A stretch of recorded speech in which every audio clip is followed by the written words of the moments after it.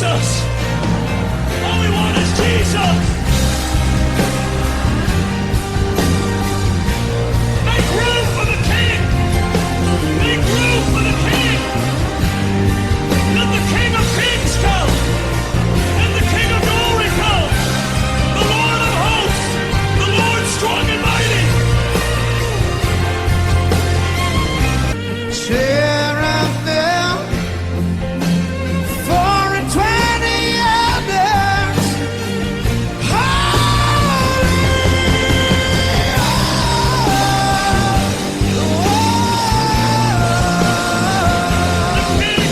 Behold the King! Behold the King! Behold the King! Sobre a pneumatologia, né? Ver se a gente consegue encerrar hoje. Provavelmente deve encerrar. Tem mais uns 15 slides mais ou menos.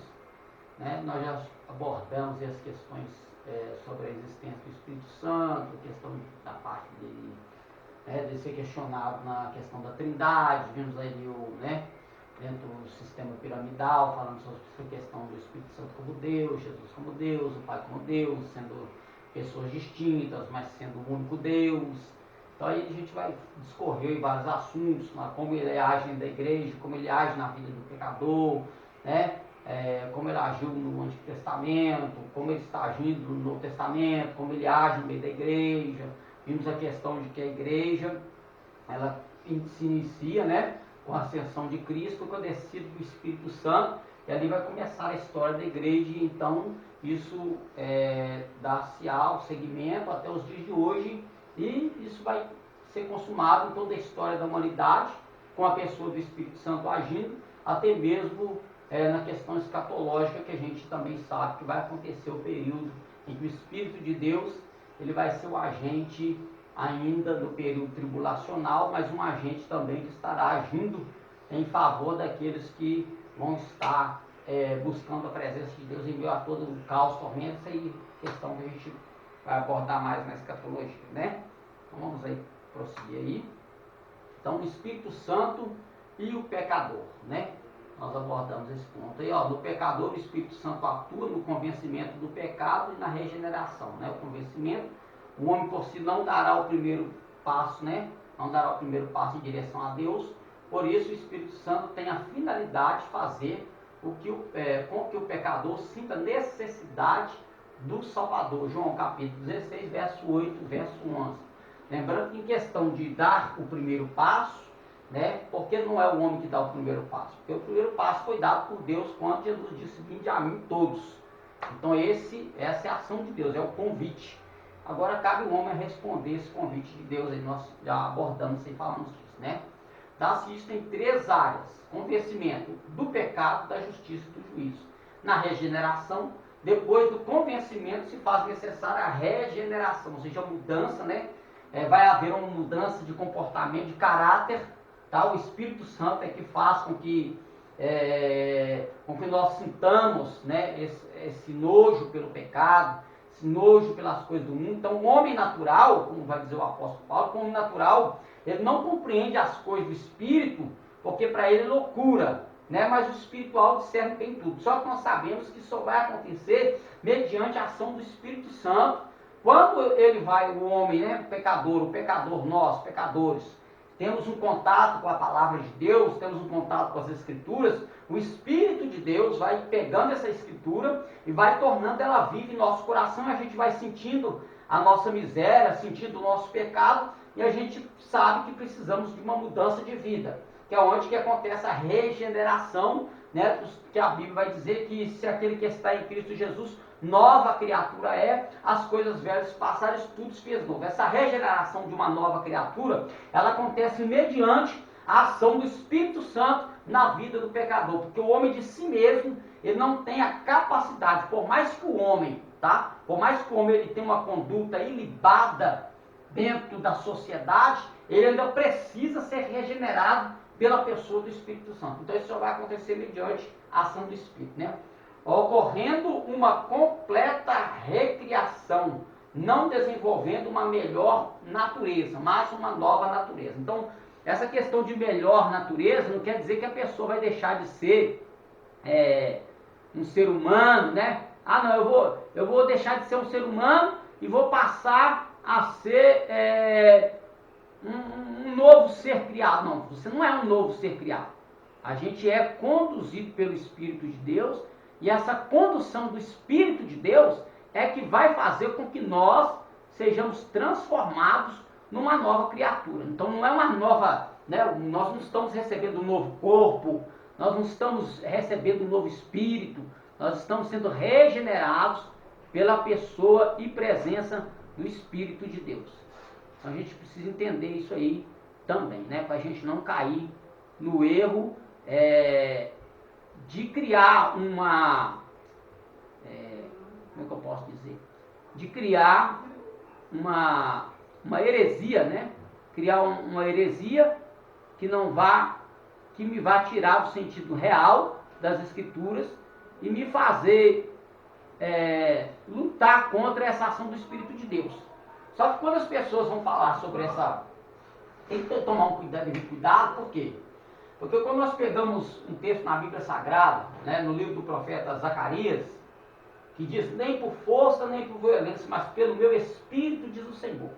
A gente precisa entender o contexto desse versículo, tá? Porque tem pessoas que eles, para não abandonar a prática do pecado, ou querer viver um pouquinho mais ali no seu pecado, eles vão dizer que eles não têm como participar dessa regeneração que está a cabo do Espírito Santo. Porque é ele que convence o homem, então eles colocam essa responsabilidade toda nas mãos do Espírito de Deus. Quando o Zacarias estava falando aqui, ele não estava falando questão da pessoa se tornar uma nova criatura, tá? Então nós é que temos que deixar o Espírito nos convencer e nós é que temos que tomar a atitude de abandonar o pecado, né, com a força dada pelo Espírito, e assim termos uma mudança de vida, tá? Por isso que a gente vê às vezes muitas pessoas que elas não conseguem viver uma nova vida porque elas estão esperando que o Espírito de Deus domine ela, domine os seus desejos, domine as suas paixões. Não, a Bíblia não ensina assim. A Bíblia diz que o homem ele tem que ter domínio sobre os seus próprios desejos, tá? Nós vamos ver isso quando o apóstolo Paulo lá em Gálatas vai falar sobre a luta do Espírito contra a carne. Ele está falando da luta do Espírito, o desejo que nós temos, tá? De fazer a vontade de Deus e o desejo que a carne tem de fazer a sua vontade. Então, se nós deixarmos o Espírito, se nós fizermos a vontade do Espírito, o Espírito ganha essa peleja. Mas se nós fizermos a vontade da carne, a carne vai ganhar essa peleja. Então, nós temos que tomar muito cuidado com certos versículos.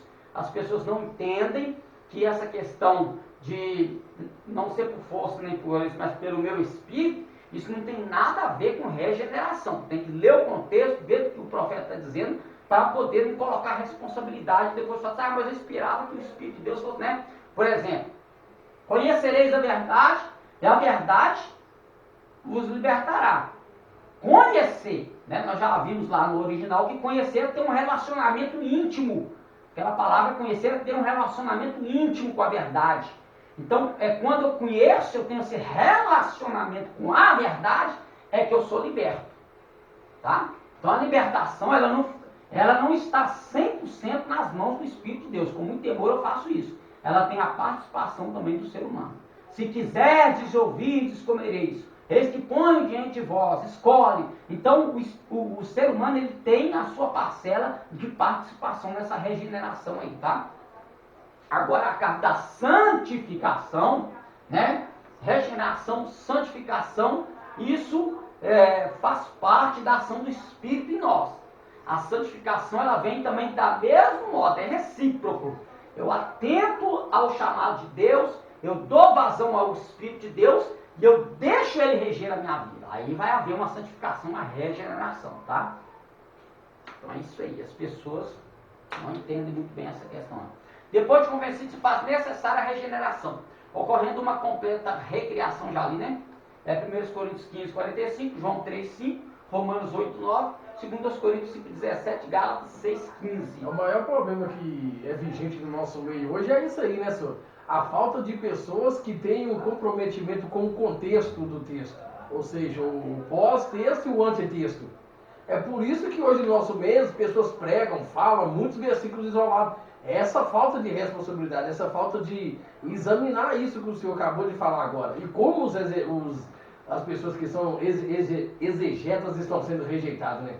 Porque a pessoa, infelizmente, em muitos lugares não são. Mas em lugares que as pessoas já se encontram com a mente cauterizada, o cara é rejeitado. Na hora, né? Porque ele não vai ficar se fiando em texto fora de contexto, ele vai examinar.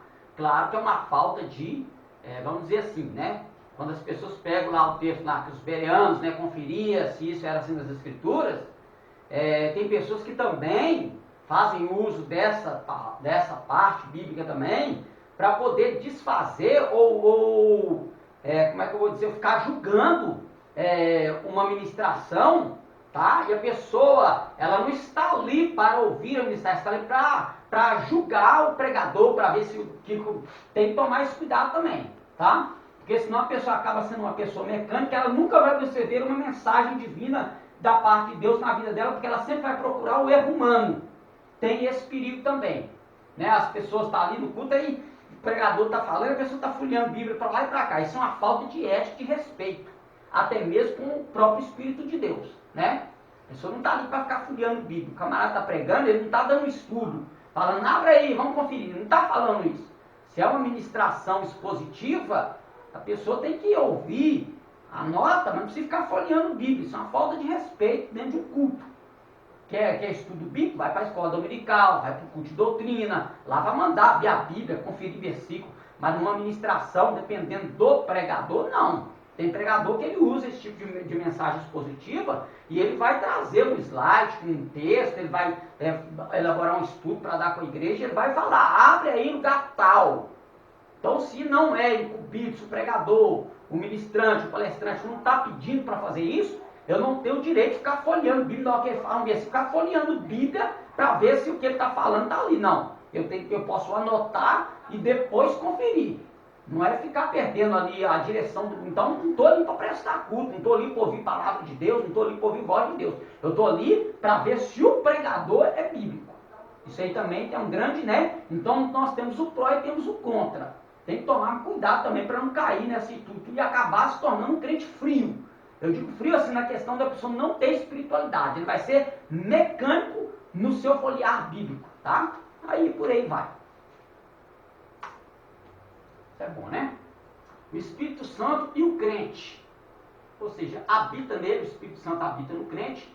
É tão básica que a Bíblia descreve como sendo o templo do Espírito Santo. 1 Coríntios 3, 16, 6, 19. Trazendo a confirmação da filiação. Gálatas 4, 6. Jesus Cristo prometeu que o relacionamento dele com o Espírito Santo mudaria após o Calvário, João 14, 17, e que ficaria para sempre neles, João 14, 16.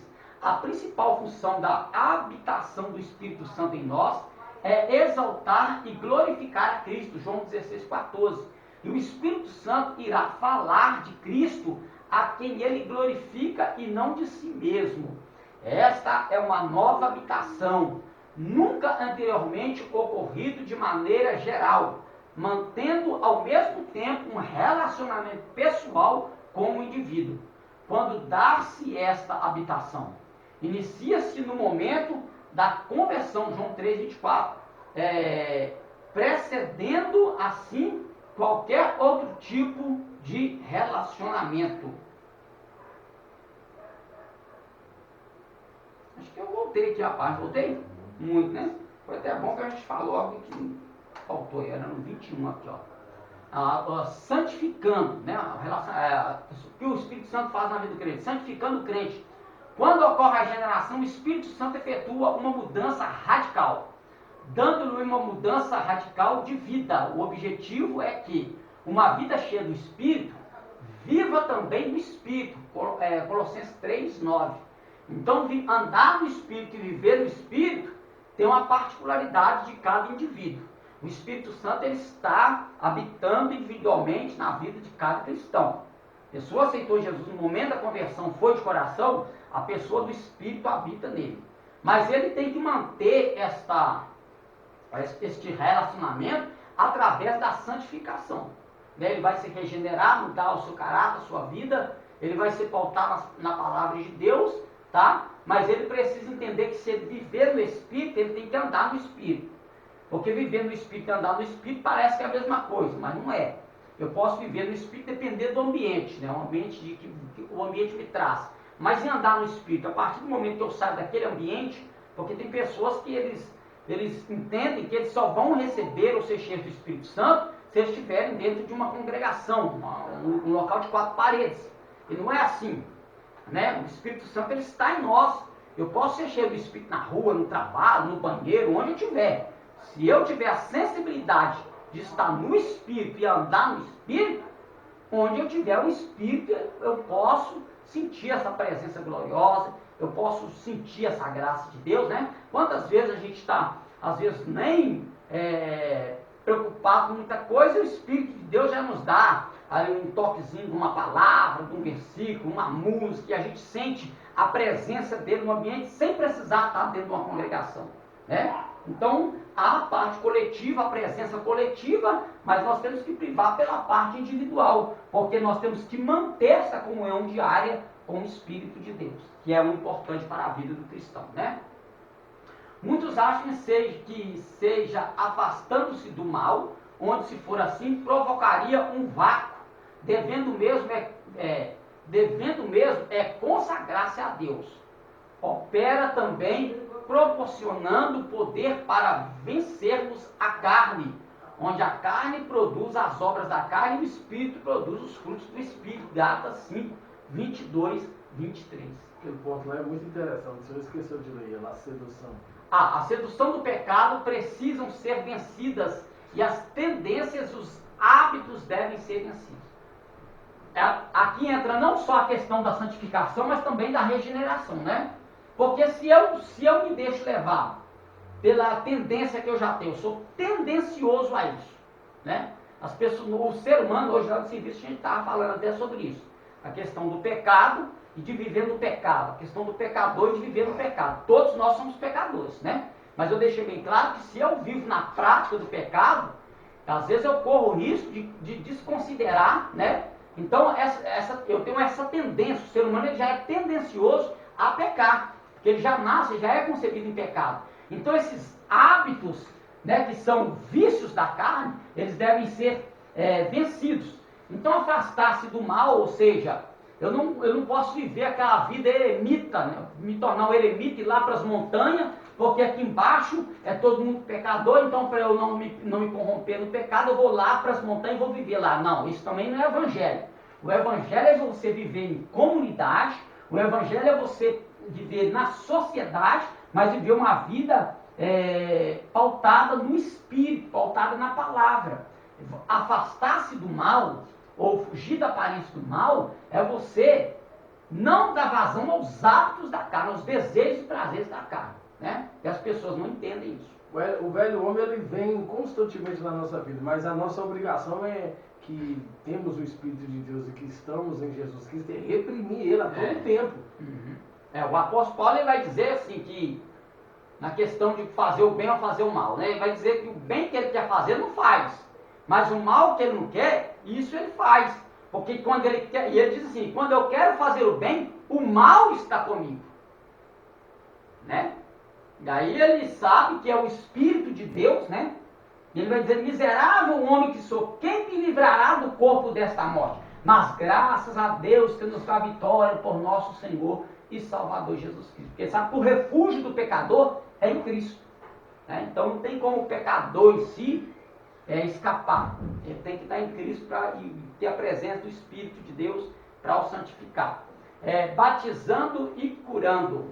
Através do poder do Espírito Santo, ele nos reveste com a sua plenitude, assim como nos curando através de sua ação.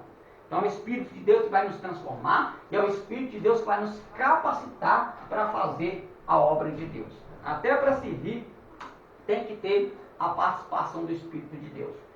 Pecados contra o Espírito Santo. Na Bíblia encontramos 5 admoestações concernentes à nossa relação com o Espírito Santo. Destas duas resistência e blasfêmia. Refere-se à atitude de pecadores. As outras três, mentir, entristecer e apagar, refere-se à ação do crente. Então, claro que entre resistir e blasfemar, nas 5 o crente encaixa, tá? Ele pode cometer as 5, tá? Mas essa separação das 3, de mentir, entristecer e apagar, isso aqui, quando o cristão ele já é uma nova criatura, e ele vive nessas 3 práticas aqui, ele corre o grande risco de, nessas 3 práticas, cometer essas duas últimas, as 2 primeiras, que é resistir ao Espírito de Deus e blasfemar, né? Então a Bíblia, não sei se foi Estevão que falou que assim como Gêmeos e Jambres resistiam a Moisés, eles estavam resistindo, né, ao ensinamento. Então essa resistência, muitas das vezes, ela vem pelo ato da pessoa não ter sensibilidade no espírito, tá? Então, às vezes as pessoas hoje em dia, elas querem resistir ao Espírito de Deus como? Não crendo, tá? Não crendo na manifestação do Espírito Santo é uma forma de resistência, tá? Não crer na ação do Espírito Santo é uma forma de resistência, né? A blasfêmia. A blasfêmia é atribuir, tá? É atribuir a espíritos malignos aquilo que é realizado por Deus, né? Que é o que a gente viu que aconteceu quando os estudiosos questionaram Jesus, dizendo que ele expulsava os demônios por Beelzebu, que era príncipe dos demônios. Então ali Jesus vai deixar bem claro que atribuir uma obra do Espírito Santo aos demônios, isso é uma blasfêmia contra o Espírito de Deus. E pessoas comumente têm feito isso na internet, fazendo comparações de mover, né, de pentecostais com pessoas da Umbanda, do Candomblé, e dizendo que ali é o mesmo espírito de engano, tá? E Jesus vem salientar que este tipo de pecado é um pecado que não tem perdão. É o conhecido pecado imperdoável, tá? E nós temos um texto que vai dizer assim, o que as pessoas vão questionar: há pecados que digo que ore por eles, mas há pecados que digo que por esses não orem, né? Então, que pecado são esses? É a blasfêmia contra o Espírito Santo. Não adianta orar. Isso aí a pessoa já pecou, é um pecado imperdoável. Agora os outros você vai orar para a pessoa se quebrantar, o Espírito Santo convencer, para ela ter o coração quebrantado, e ela ser perdoada. Mas blasfêmia contra o Espírito Santo, não precisa nem orar. Nem orar. Tipo assim, tem pessoas que não gostam de certos testemunhos, né? Que são testemunhos pessoais. Tá? Eu já ouvi muitos testemunhos e eu acredito, tá? Eu acredito em certos testemunhos pessoais, eu acredito. Não vou procurar dentro da Bíblia se a Bíblia fala que tem daquele jeito, porque não tem. Quando a Bíblia fala de inferno, a Bíblia não te dá. É a classificação dentro da dimensão do inferno. Muitas coisas são criadas pela mente humana. Mas existem muitos testemunhos de pessoas, né, que tiveram não sei que termo que eu posso usar, mas tiveram esse tipo de experiência espiritual, de ser levado ao inferno, ser levado no céu. Então as pessoas dizem: eu não acredito nisso, porque ninguém vai. Mas Paulo diz que ele foi levado no céu, né? Paulo diz que ele foi levado no céu. Jesus desceu as partes mais baixas da terra, né? Então tem como, né? Então, aí as pessoas veem certo testemunho, mas não tem isso na Bíblia. Então vai procurar, então. Não adianta ficar, tem coisa que não tem que questionar. E ouvindo certos testemunhos, já ouvi, creio, né, que pessoas foram levadas do inferno no céu. E, infelizmente, uma pessoa que deu um testemunho disse que lá no céu ele viu um lugar que tinham seres como se fossem monstros, tá? Pessoas que eram monstros sofrendo no inferno. E que essas pessoas eram pessoas que blasfemaram contra o Espírito Santo. A pessoa falou, eu acredito nessa pessoa. A pessoa falou. É o testemunho pessoal dela, mas eu acreditei nesse testemunho, acredito. Tá? Mas eu não vou dizer assim, não vem me procurar. Então já que você é teólogo, não me prova dentro da Bíblia. Não tem que provar nada para ninguém. É um testemunho pessoal, eu acredito se eu quiser ou não. Se eu acredito se quiser ou não. Mas que a blasfêmia contra o Espírito Santo, ela existe, ela existe. Agora, como vai ser tratado, uma coisa eu sei como é tratado. Não tem perdão. Isso aí é o básico, se não tem perdão, Só Jesus na causa, né? Tomar muito cuidado. Por parte do descrente. Atos 7:37, Atos 7:37 a 60, Êxodo 32 a 9, Deuteronômio 9:6, 2 dos Crônicas 38, Provérbios 29:1, Gênesis 6:3. Nos falar em resistir ao Espírito Santo, né? Nos fala de resistir contra o Espírito Santo. E com isso pode acontecer, e como isso pode acontecer? Pode acontecer a desatenção, né? A pessoa está desatenta no que está acontecendo, desatenta naquilo que vai falar, fazer pouco caso ou não, ou ouvindo, né? Provérbios 29:1. Pode acontecer na procrastinação, adiando a decisão ao lado de Cristo.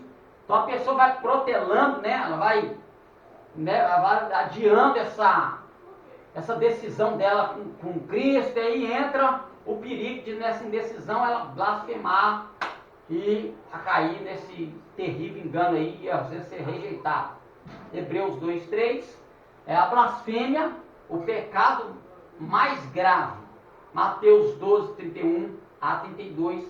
Em Marcos 3:20 a 30, a acusação dos fariseus de estar atuando por Beelzebu era uma acusação de que estava ligado a Satanás.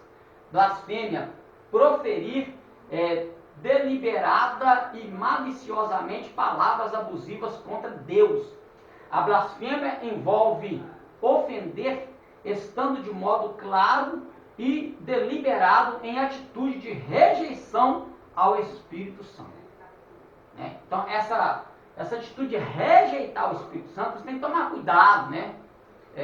Quem gosta, quem faz parte de igrejas conhecidas como igrejas reformadas, tem que tomar muito cuidado, porque eles enfatizam tanto a questão de não haver mais os dons espirituais, que acabam colocando em risco seus membros, a membresia, de blasfemar contra o Espírito de Deus. Tem que tomar muito cuidado quem tem a mente de um crente reformado.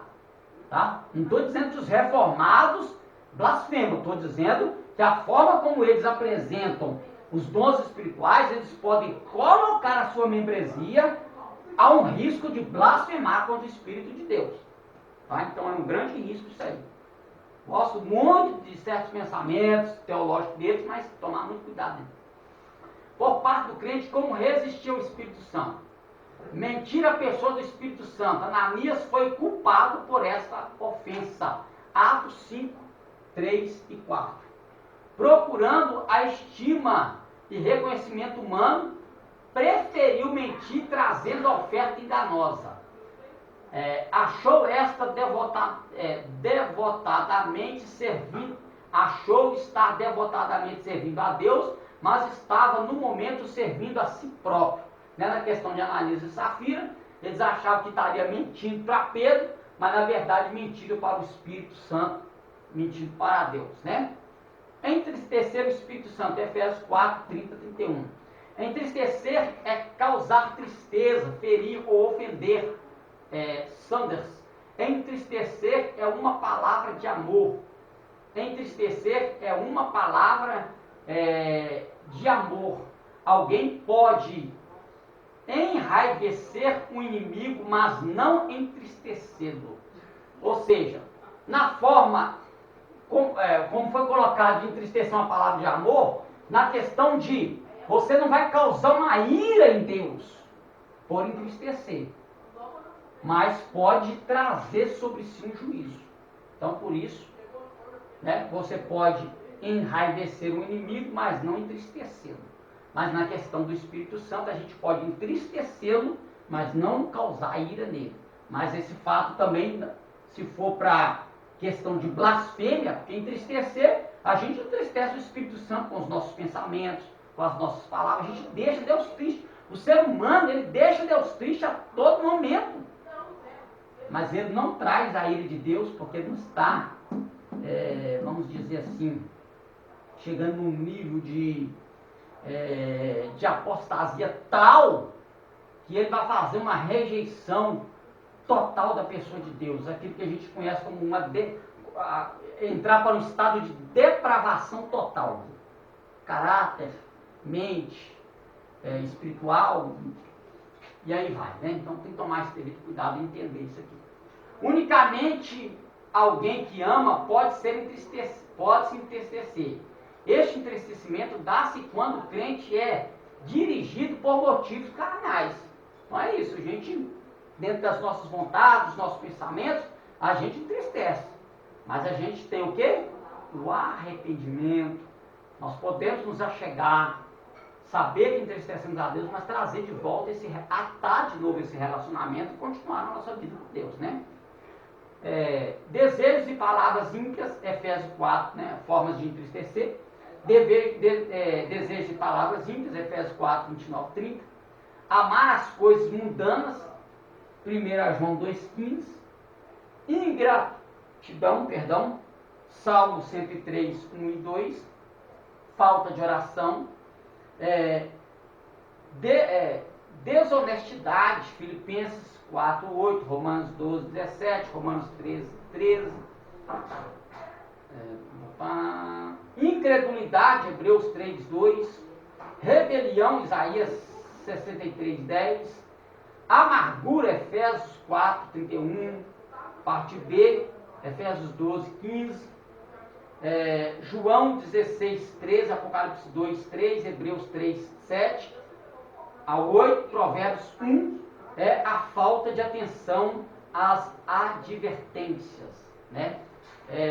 Desobediência às ordens divinas, 1 Samuel 15, 1, 1 Samuel 15, 1 Samuel 16, 14, né? E aqui, ficou no meio ali, ó, ficou tão no meio, não estou nem lendo direito aqui.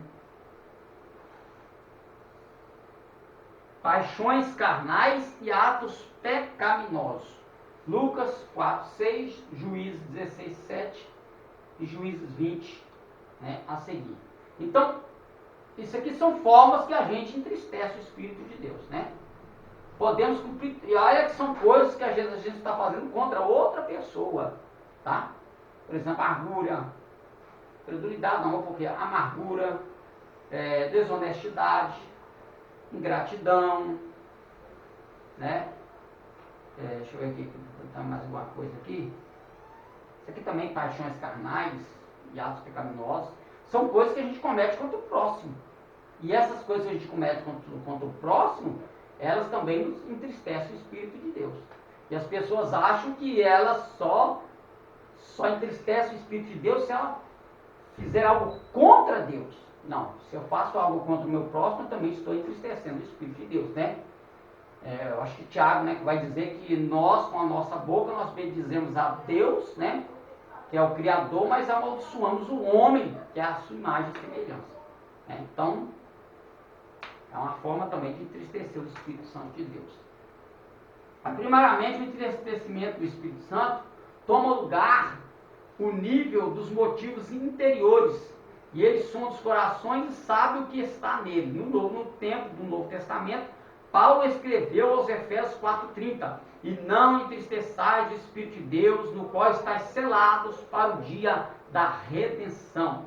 Estava claro que, embora a igreja em Éfeso tenha começado notavelmente, Atos 19, viveu depois dentro de uma década de distrações, Efésios 5,18. Uma geração depois, João escreveu: lembra-te, pois, de onde caíste e arrepende-te, pratica as primeiras obras, quando não, brevemente a te virei, tirarei do seu lugar o castiçal, se não te arrependeres. Apocalipse 2:5. Então, uma igreja que é culpada de entristecer o Espírito Santo está claramente em estado de declínio espiritual.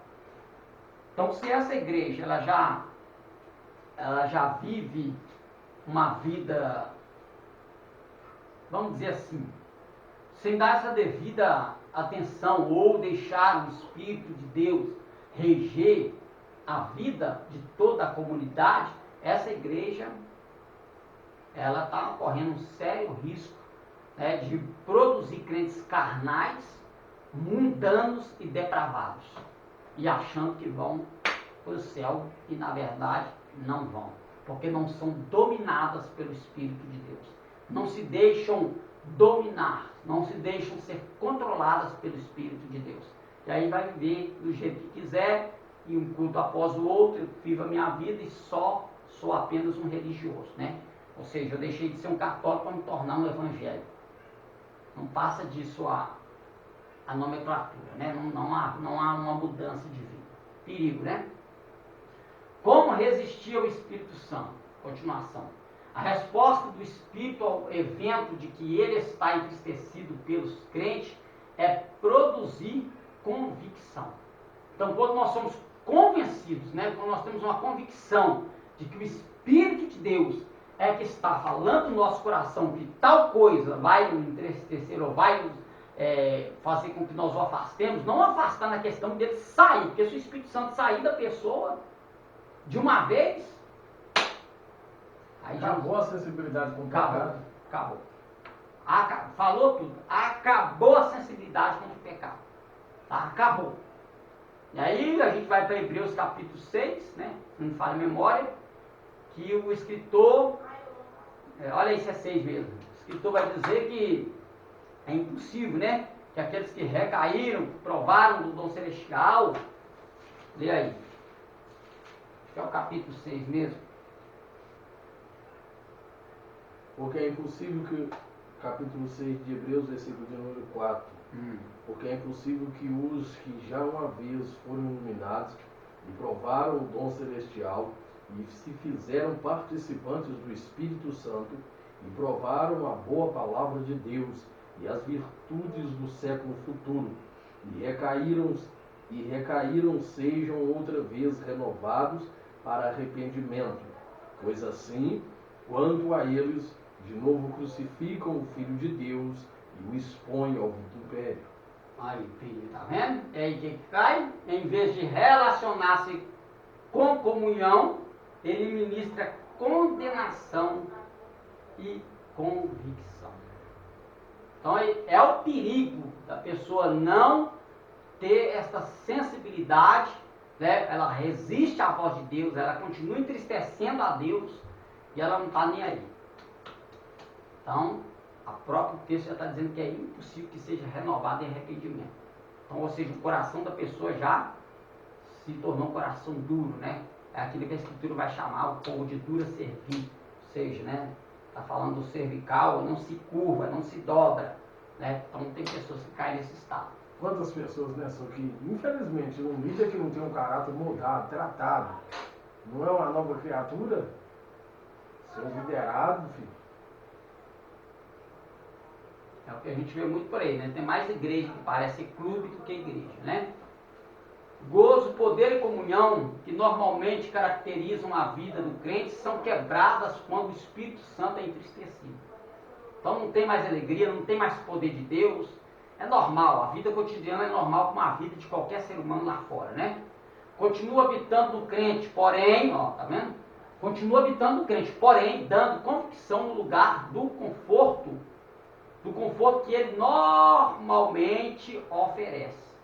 Então o Espírito Santo ele não vai sair, mas a pessoa também não vai ter aquela comunhão, aquela intimidade, né? E aí nós vamos ver, né, o terrível ensinamento, né?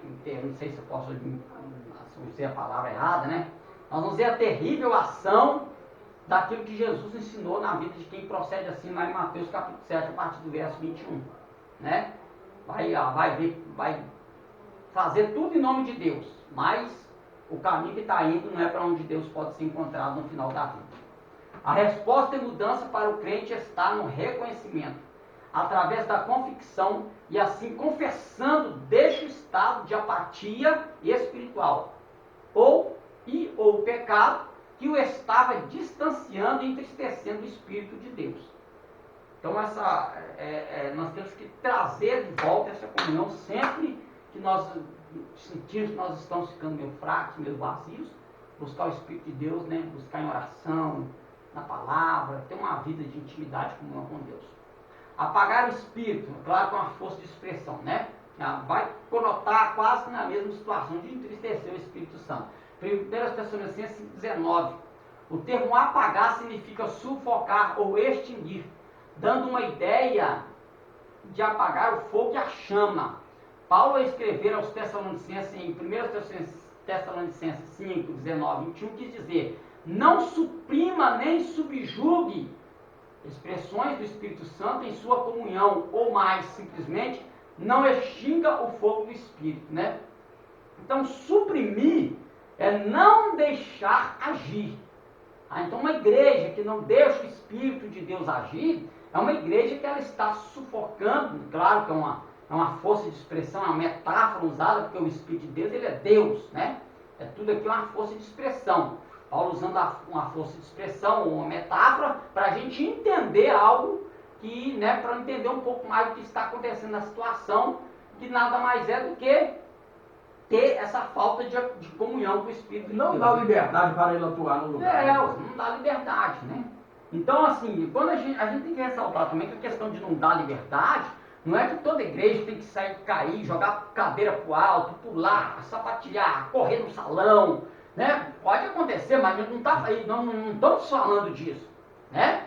Dar lugar é você ter sensibilidade no espírito, você está ali no culto, você está prestando um culto racional, um culto espiritual. Pode ter sim esse extravasar todo, mas não pode virar bagunça, né?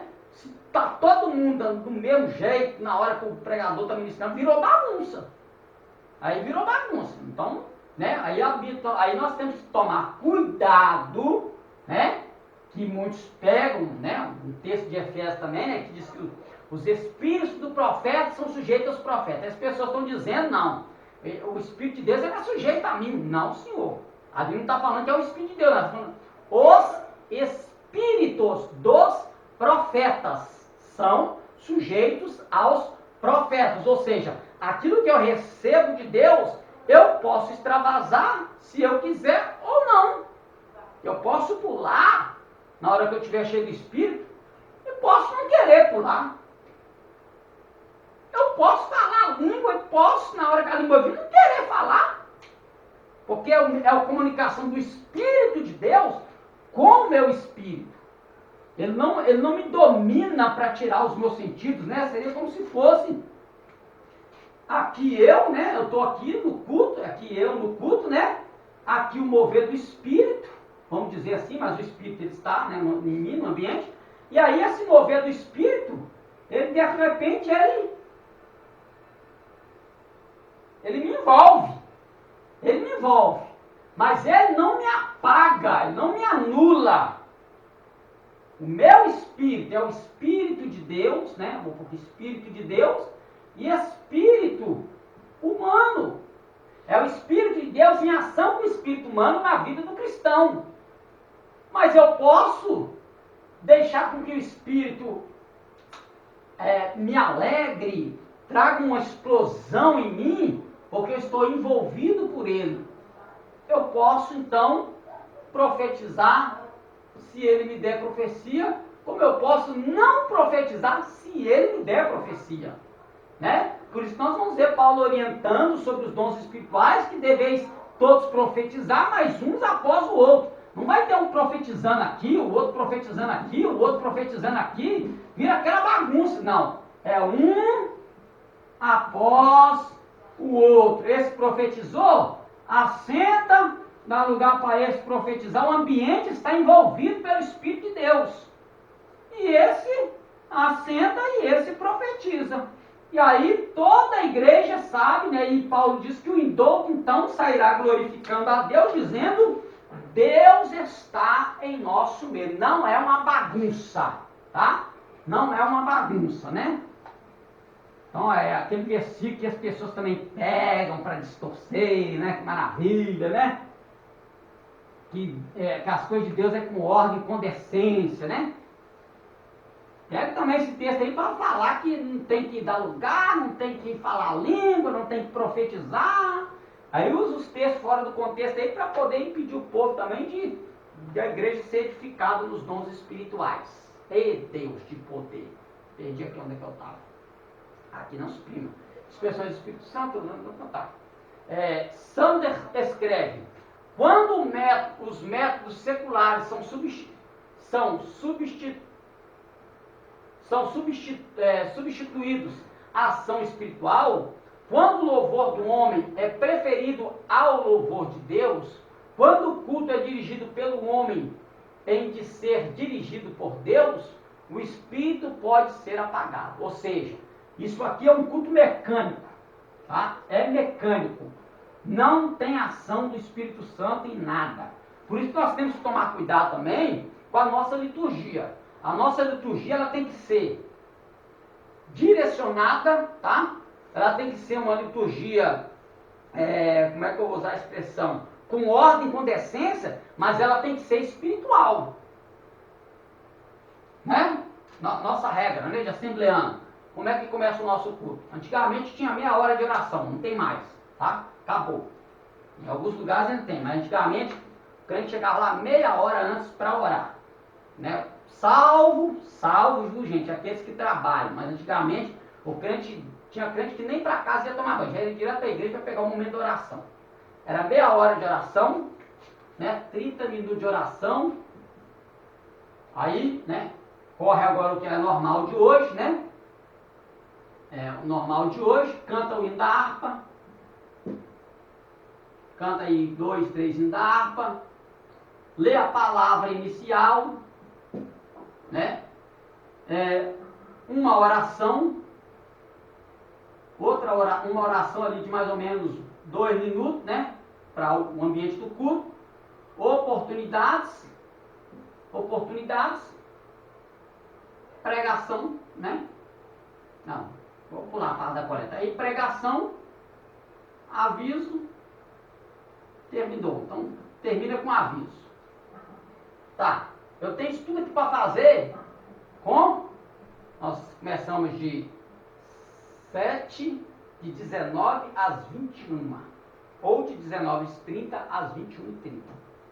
Agora mudou, né? 18 às 20. 2 horas. Eu tenho 2 horas. Só que aí fica aquela preocupação humana. Ai, meu Deus, espera aí. Quanto tempo gastei quanto tempo gastei com quanto tempo que o fulano gastou na oportunidade? E aí o pregador aqui, ó, o abençoado pregador vai ficando na prova. Porque o que ele podia ter com 40 minutos, ele agora tem 20 minutos. A preocupação agora, aí o que acontece? O culto acaba ficando uma coisa mecânica. Fica aquela coisa mecânica. Aí a gente já não está, né? Tem uns que já não estão mais na direção de Deus, né? Ó, dá para fulano, para ciclano, para beltrano. Mas peraí, se eu estou deixando você dirigir o trabalho, você orou, você chegou, você orou, você estava na direção do trabalho. Eu tenho que ficar ditando o que você vai fazer? Quem tem que te direcionar é o Espírito de Deus. Então, tomar cuidado, que fica muito mecânico, né? Outro dia, fui pregar no lugar, agora foi passando, foi pronto, foi me deixar na prova. Aí eu já sabia, mas fingi de boa. Foi aqui fulano, que hora que acaba o culto? Só para entender que eu estava preocupado com o horário. Que hora que acaba o culto? Não fica na dispensação não, é rapidinho, porque o abençoado estava dirigindo, aí ia dar uma oportunidade para mais 500 pessoas. Aí já, né, já pegou o microfone, o pregador, a hora está avançada, não sei o quê. Se deixasse, eu ia 5 minutos para pregar, se eu não falo. Então, né? Então, a gente não é bobo, né? Você vê que o horário está força. Eu estou vendo que ele não vai me dar tempo para pregação. Então já pergunta, que hora que termina? Já joga no alto já. Se pegar, pegou. Né? 4 minutinhos. Quantos? 26, não vai dar tempo. Né? Tem aqui mais 9. Aqui.